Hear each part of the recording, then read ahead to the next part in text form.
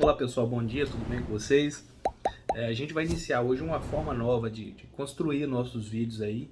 Eu vou, dentro do possível, eu vou começar no meu horário durante todo o dia, eu vou fazer pedaços com informações sobre um determinado tema e a gente vai construir um vídeo ao longo do dia. Então por isso vocês vão me ver em momentos diferentes, em locais diferentes. Assim, a ideia é essa mesmo, é que eu vou escolher um tema e a gente vai tratando e a gente vai construir um vídeo para vocês com muitas informações, com tudo que vocês precisam saber sobre aquele determinado tema. Hoje eu vou falar sobre BPC ao idoso, tá?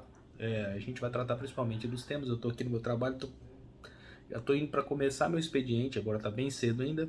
Eu escolhi esse tema, eu já vou te convidar para curtir esse vídeo, compartilhar aí com seus amigos, que a gente vai falar muita coisa sobre BPC e tudo que você precisa saber de um BPC, principalmente ao idoso. BPC, para quem não sabe ainda, é o benefício assistencial. É para o idoso que não tem contribuição suficiente para poder se aposentar aos 65 anos de idade. Primeira regra aí, primeira notícia aí, se você não sabe ainda, o BPC tem que ter 65 anos de idade, tanto faz, homem ou mulher.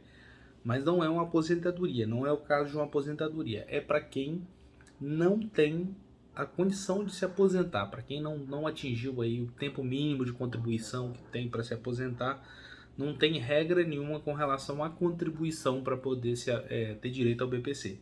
A regra do BPC é outra e a gente vai falar aí, daqui a pouco eu vou falar mais com vocês, eu vou falando mais com vocês sobre isso, mas a primeira regra que a gente precisa saber é da idade, 65 anos de idade para o homem ou para a mulher, tanto faz, beleza? Então é isso, é uma coisa que assim, é um benefício até bem simples, mas muita gente vai fazendo, a gente vê muito problema, muita gente pede o benefício, não apresenta os documentos mínimos, não faz o procedimento que tem que fazer e acaba que isso fica atrapalhando o benefício, dificultando o benefício que deveria ser bem simples. Só pra gente não criar nenhuma confusão aí, não é aula, tá? A gente não o formato desse vídeo não é dar uma aula, mas é ensinar tudo, a gente vai aprender.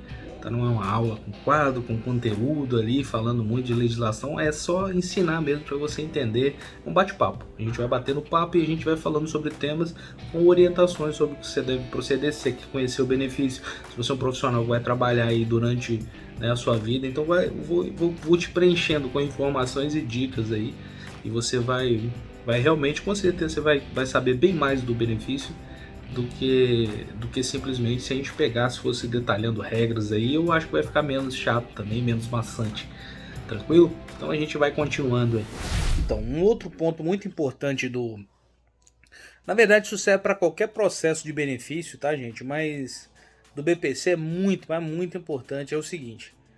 É que o processo ele conta uma história. Você tem que explicar. O processo precisa de contar essa história, precisa de atender determinados pontos, mostrar que aquilo é verdadeiro, que você atende, né, as demandas, as exigências ali, os requisitos, que a pessoa atende os requisitos do processo. Não é diferente no caso do BPC. E assim, o ponto principal, isso eu não vou discutir hoje em dia, que a gente está gravando esse vídeo aqui, 2022, finalzinho de 2022, a principal fonte de informação, por exemplo, para um BPC é o CadÚnico. A pessoa faz lá no CadÚnico, faz o cadastro direitinho, mantém atualizado, esse é o principal ponto. Mas ele não é a única fonte de informação. Tá? Não é a única fonte de informação. Existem outros dados já disponíveis no INSS. Os documentos que você apresenta, ele traz algumas informações. E o que eu queria te dizer? Eu queria te mostrar que você precisa, a história precisa bater. Eu vou dar um exemplo aqui para você entender. Vamos supor que você vai lá no CadÚnico e coloca que a pessoa, só uma pessoa, um BPC é o idoso lá. Aí é de uma senhora, vamos tomar esse exemplo. Aí você coloca, só tá essa pessoa lá no CadÚnico. Só que na sua identidade, na identidade dessa pessoa, por exemplo, tá lá o registro da certidão de casamento dela. O que o INSS vai verificar? O que vai acontecer? Tem uma divergência de informação. Quem estiver analisando esse processo, ele vai ver que tem alguma coisa errada. Ele vai tentar ver o que? A certidão de casamento. Certidão de casamento, não está no processo. Então pede a certidão de casamento. Possivelmente vai pedir. O analista vai pedir, possivelmente. Pedindo aquela certidão de casamento, ele vai olhar lá. Vamos supor que quando ele olhar na certidão de casamento, tá lá, tem as averbações, ó, ocorreu um divórcio em determinado momento. Ou separação judicial, tá isso lá na certidão de casamento. Beleza, você matou, o problema deu para entender. Então só pensa comigo o seguinte, se você já fez um processo, então, se você é um advogado, um analista aí que está fazendo um processo de algum cliente seu, um BPC, e quando você já está mandando esse processo, você já percebeu que tem essa questão. A pessoa tem a informação de casamento lá na certidão, na identidade, e lá no CAD único essa pessoa está sozinha porque ela realmente vive sozinha. Você precisa explicar por que isso está diferente, entendeu? Então você vai explicar como? Você apresenta logo a certidão de casamento, é divorciado, apresenta a certidão de casamento. Ah, a pessoa faleceu, o cônjuge faleceu, já é falecido, apresenta a certidão de óbito ou a certidão de casamento com essa informação de que a pessoa é falecida. Não é nada disso, é separado de fato. Então apresente logo a declaração de separação de fato, porque você precisa ser conciso naquilo que você está mostrando, né? As pessoas vão analisar o processo, elas vão verificar as informações, não é só o que está no CAD único, é a principal fonte de informação, o CAD único, mas isso tem que bater com os documentos que você está apresentando, entendeu?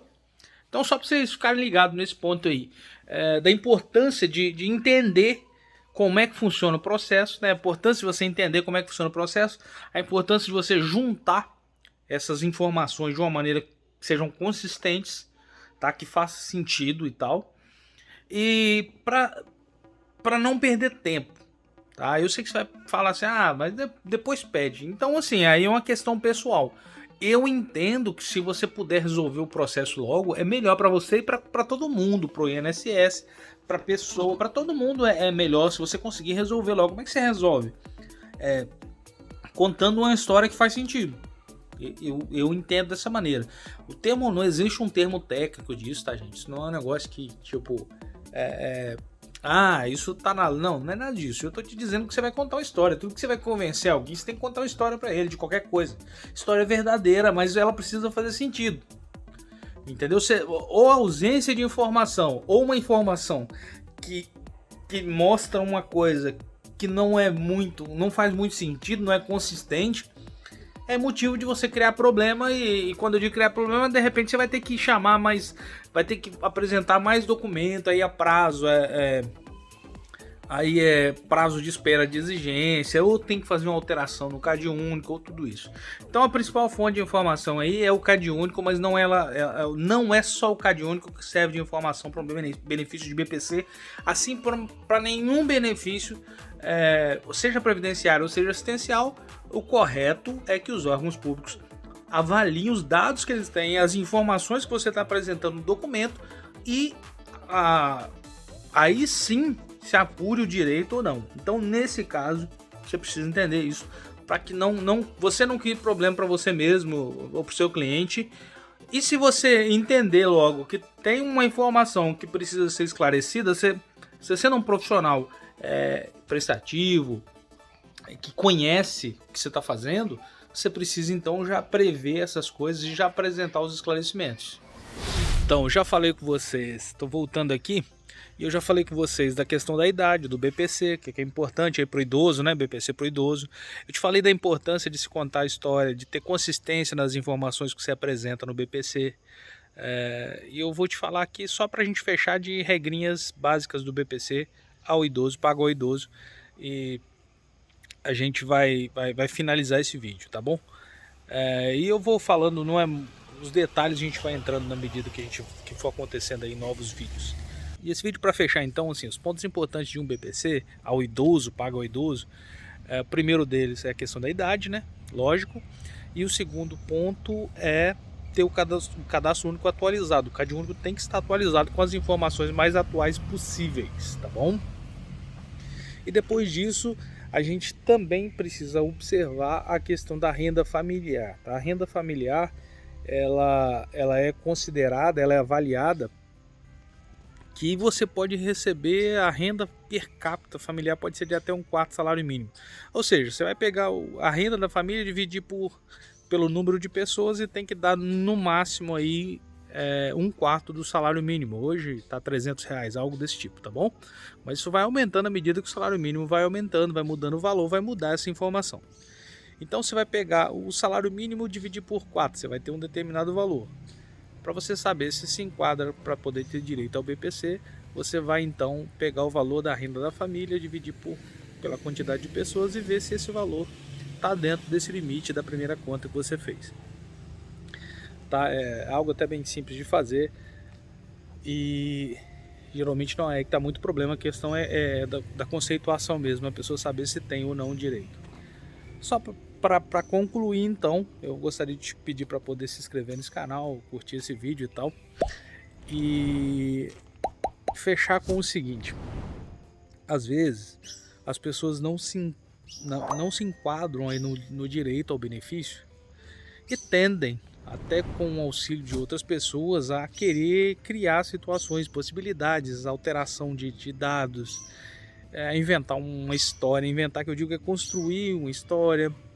E na questão do casamento que eu falei, eu dei um exemplo aqui do que não se pode fazer, de que tem que contar a história, mas é fato que muita gente fala: então se a renda do meu marido vai me atrapalhar, eu vou colocar que eu sou separado.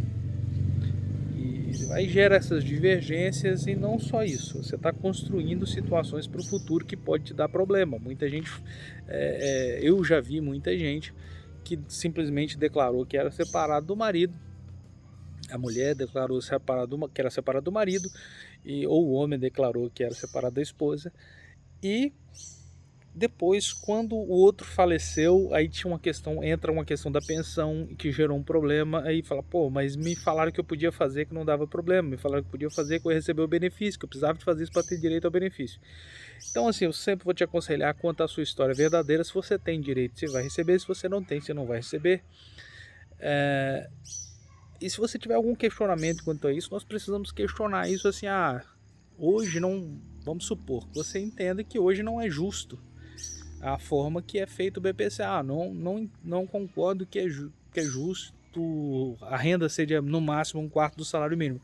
Beleza, é um ponto seu, você pode questionar isso à vontade, mas a solução para isso não é colocar uma coisa que não é verdadeira. A solução para isso é você questionar pelos meios políticos aí, quem é que define as regras são definidas por lei.